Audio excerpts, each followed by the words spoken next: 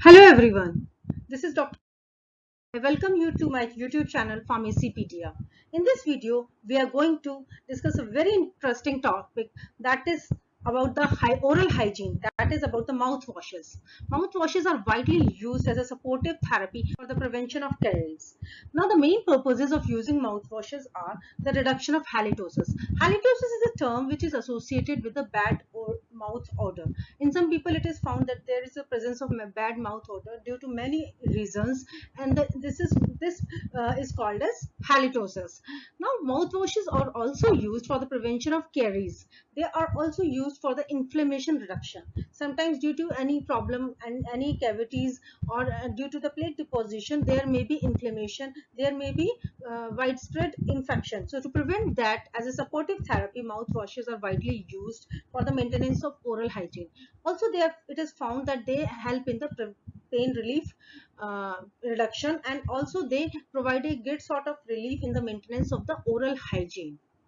There are many substances which are being incorporated in the mouthwashes. We are going to here discuss about the few very important, widely used ingredients which are used in the mouthwashes of the popular products. Chlorhexidine is one of the important ingredient which is having the antiseptic property and is widely effective as a bactericidal property as well as the bacteriostatic action, and it is used for the prevention of dental plaques and oral bacteria.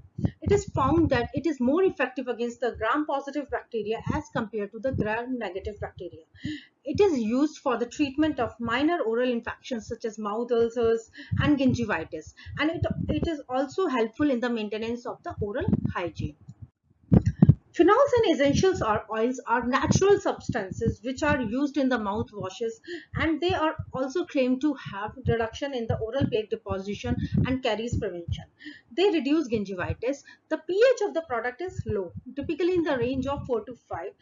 Therefore, their chances are that it may cause erosion of the dentine and enamel respectively. The It is found that the mouth oral lies within the acidic pH range. So acidic substances are known to harm the dental enamel, which is very much required. Now, the disadvantage which are associated and linked up with the mouthwashes is that they actually erode the surface of the tooth, which is composed of a special substance known as the dentine. Now, when this layer gets removed, your roots gets exposed, and the chances of the sensitivity, chances of gingivitis arises. So, in order to prevent that, it has to be used in a certain percentage within a limited pH range to avoid, because over acidity will actually erode the enamel. So it is recommended to use at a neutral pH range so that the this erosion can be eliminated. So it is known that the mouthwashes prepared with the phenols and the essential oils have a strong taste, which is not that acceptable to that much extent. Moreover, it is found that it has a low oral pH in the range of 4 to 5. So definitely it gives more chances for the dental erosion. Now, it has been found that mouthwashes containing phenols related essential oil basically comprises of thymol, eucalyptol, menthol, and methyl salicylate, up to 26% alcohol. They on This combination is claims to penetrate the bacterial plaque biofilm and thus kills the microorganisms that causes gingivitis.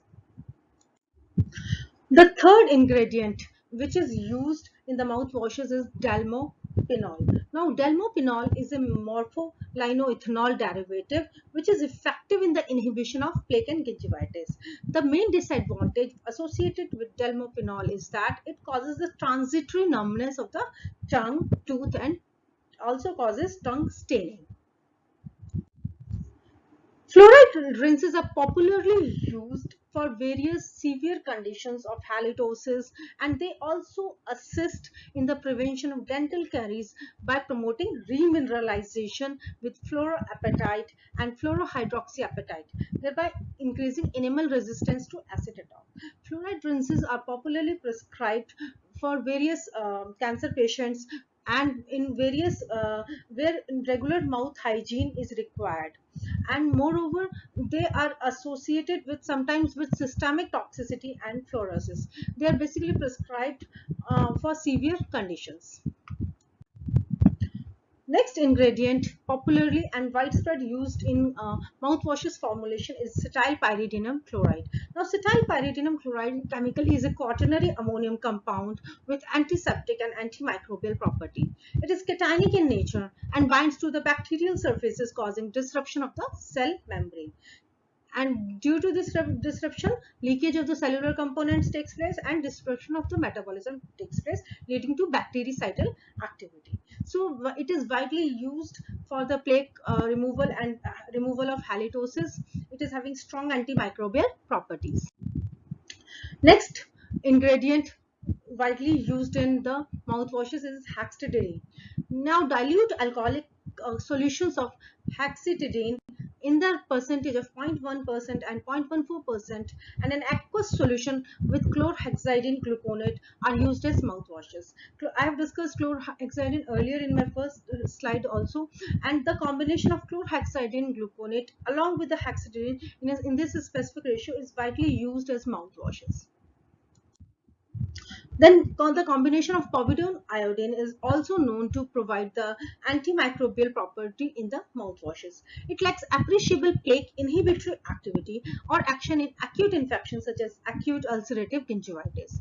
It is largely without side effects, but as a rinse has the potential to affect thyroid function adversely. So somewhere associated with this side effect of the thyroid functioning disruption. And also povidone iodine combination has a broad spectrum of activity against various kinds of the bacteria, fungi, protozoas and viruses. The mouthwashes has been shown to be effective in reducing the plaque and gingivitis and may be useful as adjunct to the oral hygiene. So it can be said that mouthwashes containing either of these ingredients are able to have a supportive and adjunct oral hygiene therapy and can be a powerful tool, but their use has to be limited to the extent depending on the severity of the conditions. For example, many severe conditions like cancer and other where regular mouth oral hygiene has to be maintained. Now it has to be also noticed that they are somewhere affects the dentine enamel, what do you call dentine enamel deposition. So in order to prevent that, their usage has to be limited and within the desired pH range, because very low acidic pH range basically disrupts the enamel layer, which actually further increases the problem of sensitivity. Thank you so much for watching my video. Please do subscribe Pharmacypedia. Also, please provide your comments in the comment box. Thank you so much.